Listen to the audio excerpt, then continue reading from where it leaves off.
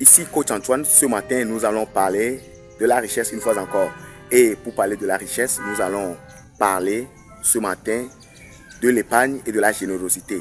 L'épargne, déjà, tu le sais, c'est le fait de constituer un capital pour investir. Et ce capital permet plus tard d'être investi et l'investissement rapportera des dividendes et des retours sur investissement avec lequel maintenant on peut financer l'étude de ses enfants, on peut construire sa maison, on peut acheter sa voiture de rêve. Bref, faire ce qu'on veut avec son retour sur investissement. Maintenant, je veux te parler aussi de quoi? Je veux te parler aussi de la générosité. En réalité, la générosité sous plusieurs formes. Je veux te parler de la générosité d'argent. En ce sens que quand tu as une rentrée d'argent, il faut prendre une partie pour faire la générosité. Et en parlant de générosité, la première forme de générosité commence par toi-même. Tu dois être généreux envers toi-même, envers ta propre personnalité. Tu ne peux pas prendre l'argent, aller donner aux autres, dire que tu es généreux. Sur ta propre personne, tu n'es pas généreux. D'où, dans la vidéo précédente, je vous avais parlé de se faire plaisir. Donc, se faire plaisir est une forme de générosité. Mais après cela, maintenant, il faut être généreux envers les autres aussi. Et quand je parle d'autres, si tu es marié, il faut être généreux envers ta femme. Il faut être généreux envers tes enfants.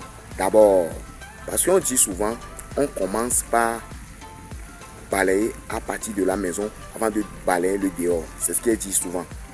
Donc, il faut être généreux envers toi-même, ta personne d'abord, envers ta compagne, tes enfants d'abord. Maintenant, après, il faut être généreux aussi avec tes géniteurs. Si tes géniteurs sont là, sois généreux avec eux. Avant même d'aller maintenant voir l'homme de Dieu. Oui, désolé de te dire, quand tu veux être généreux, c'est pas d'abord avec l'homme de Dieu. Non, il faut être d'abord généreux avec toi. Avec qui? Toi, ta propre personne d'abord. Après maintenant, tes proches. Quand je dis tes proches, je parle de ta femme, de tes enfants. En réalité, c'est toujours toi.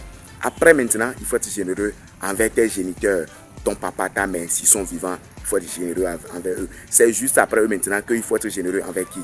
Envers l'homme de Dieu. Oui. Maintenant, si toi, tu n'es pas généreux envers toi-même et tu t'en vas être généreux vers l'homme de Dieu, tu penses que tu as fait quelque chose? Ou bien tes géniteurs sont bien là, sont bien vivants. Mais au lieu d'être généreux avec eux, tu n'es pas généreux avec eux.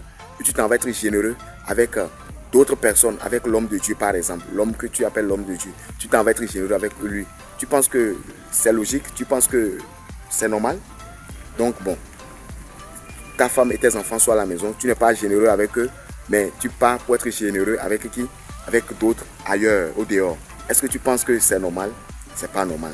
Donc, la première forme de générosité, c'est envers ta propre personne. La générosité a beaucoup d'avantages. La générosité offre d'abord la protection. Oui, la générosité offre la protection. Ça te protège. Et ça protège aussi tes investissements. Ça protège ta famille. Ça protège ton entreprise. Oui, la générosité te protège.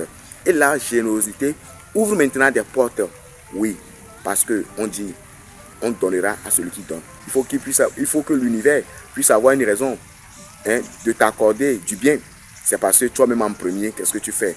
Tu offres aux gens. Donc l'univers aussi en retour ne pourra que faire quoi? L'univers en retour ne pourra faire que quoi? Ne pourra que t'offrir aussi en retour.